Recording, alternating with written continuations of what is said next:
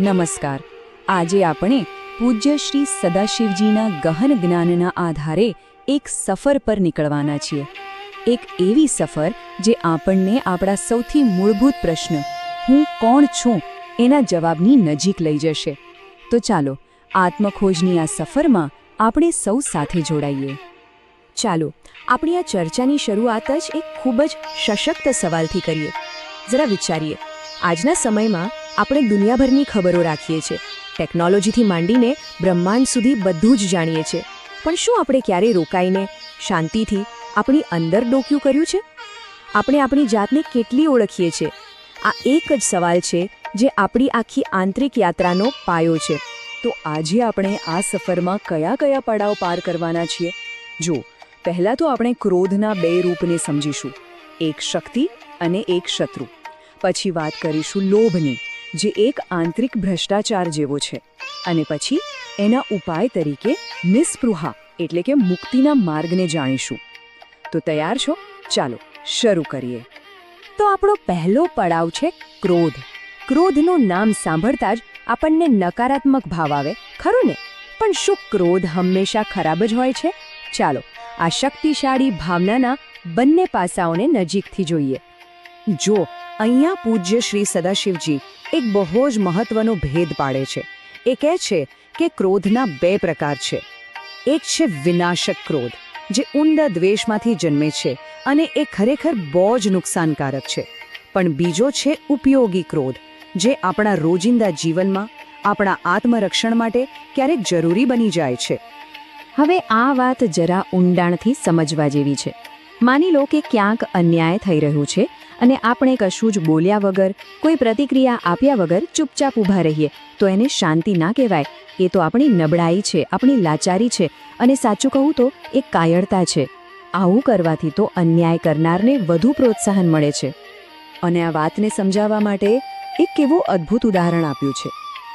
જેમ આપણે રસોઈ બનાવવા માટે અગ્નિનો ઉપયોગ કરીએ છીએ, પણ એ નિયંત્રણમાં હોય છે, બરાબર? બસ એ જ રીતે જીવનમાં ક્રોધની ઉર્જાનો પણ સભાનપણે એક સાધન તરીકે ઉપયોગ કરવાનો છે. એને વિનાશ નહીં, પણ રચનાત્મક શક્તિ બનાવવાની છે. ક્રોધની વાત તો થઈ, પણ હવે એક એવા શત્રુની વાત કરીએ જે કદાચ એનાથી પણ વધારે ઊંડો અને કપટી છે. ચાલો હવે સમજીએ લોભને, જે આત્મજ્ઞાનના માર્ગ પર એક બહુ મોટો અવરોધ છે. અહીં એક વાત બહુ સ્પષ્ટ રીતે કહેવામાં આવી છે. ક્રોધની તો કદાચ કોઈ વ્યવહારિક ભૂમિકા હોઈ શકે, એને ક્યાંક ને ક્યાંક વાજબી ઠેરવી શકાય, પણ લોભ ના. આધ્યાત્મિક માર્ગ પર લોભ માટે કોઈ જ જગ્યા નથી. એ અત્યંત નિંદનીય છે, અને જો પ્રગતિ કરવી હોય તો એનો ત્યાગ કરવો જ પડે. એના વગર છૂટકો જ નથી. અને લોભને નાનો સૂનો દુશ્મન સમજવાની ભૂલ ન કરતા. એનું જોખમ કેટલું મોટું છે એ આ વાક્ય પરથી જ સમજાઈ જાય છે. કેવા કેવા મોટા સાધકો, ભક્તો અને યોગીઓ પણ આ લોભની જાળમાં ફસાઈને બરબાદ થઈ ગયા છે.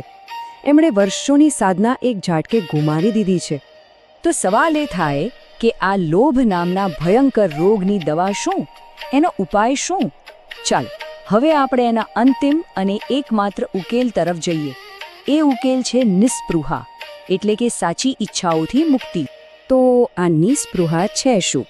સાવ સાદા શબ્દોમાં કહીએ તો એ લોભને જીતવાની સૌથી મોટી દવા છે.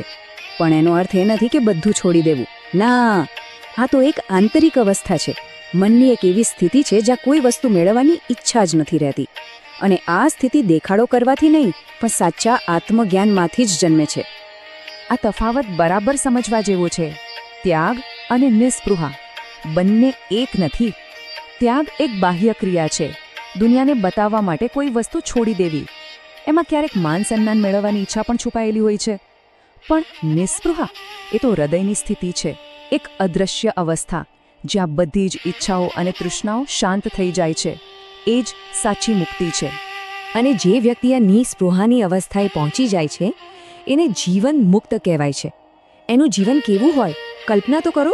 એમના મન, પ્રાણ અને ઇન્દ્રિયો સંપૂર્ણપણે એમના કાબૂમાં હોય છે.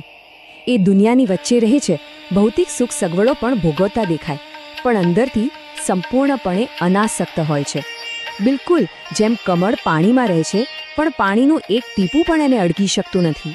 તો આજની આ ચર્ચામાંથી આપણે મુખ્ય કઈ બાબતો શીખ્યા અને હવે આત્મશોધની આ યાત્રામાં આપણું આગલું પગલું શું હશે? ચાલો એક નજર કરીએ.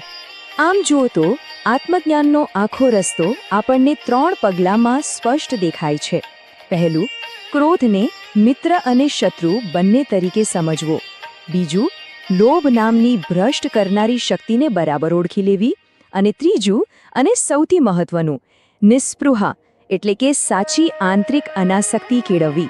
આ જ માર્ગ છે. પણ આ યાત્રા અહીં પૂરી નથી થતી. હકીકતમાં આ તો ખાલી શરૂઆત છે.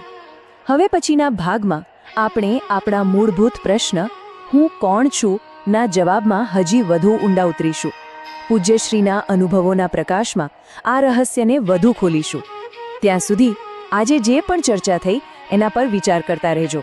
નમસ્કાર.